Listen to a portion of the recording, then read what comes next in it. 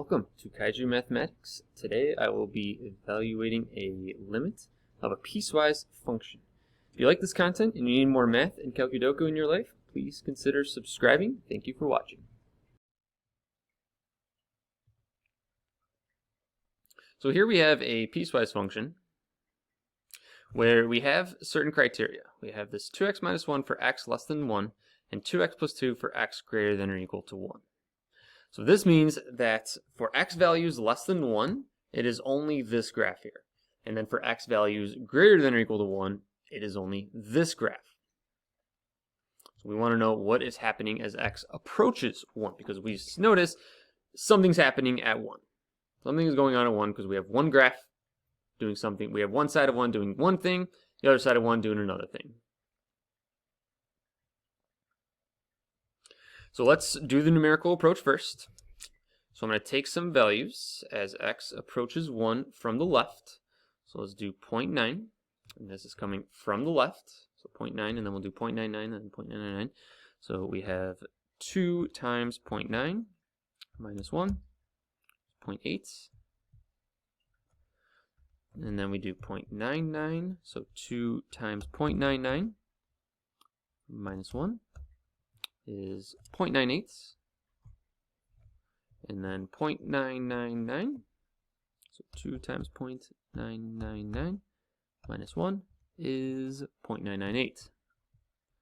So you can start to make a conclusion. It's going to equal 1. It's approaching 1 from the left, so this is for the limit as x approaches 1 from the left. Now let's take a look at the limit as x approaches 1 from the right.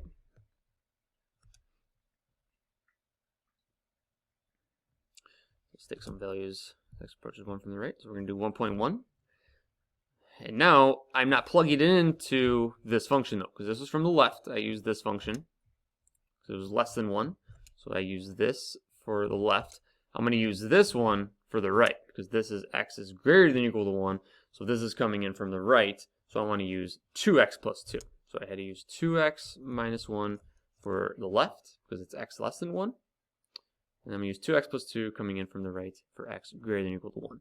So from the right, we're going to do 2 times 1.1 plus 2 is 4.2. And then we're going to do 1.01. So 2 times 1.01 plus 2 is 4.02.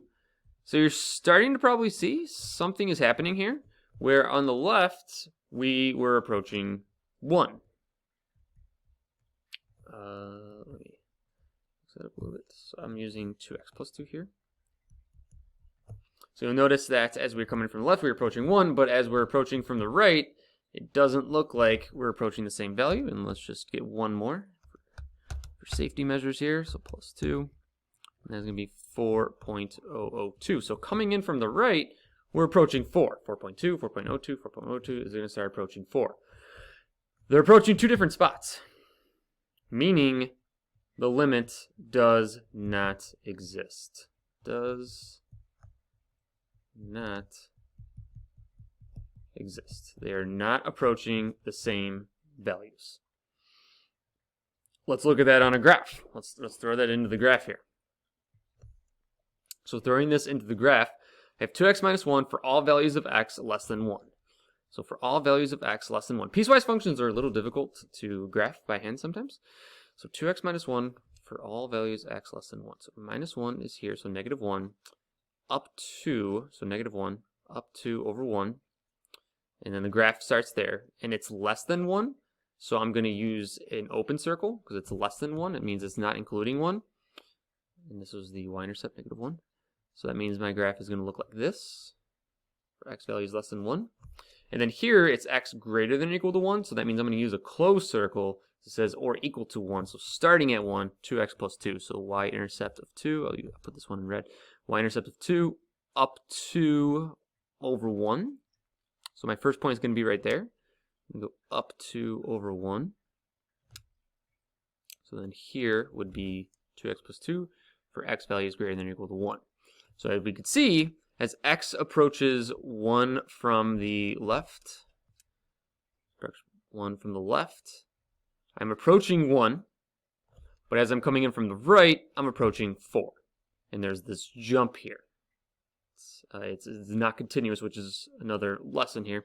But there's this jump, so therefore the limit does not exist. They are not approaching the same value. We have this big gap here.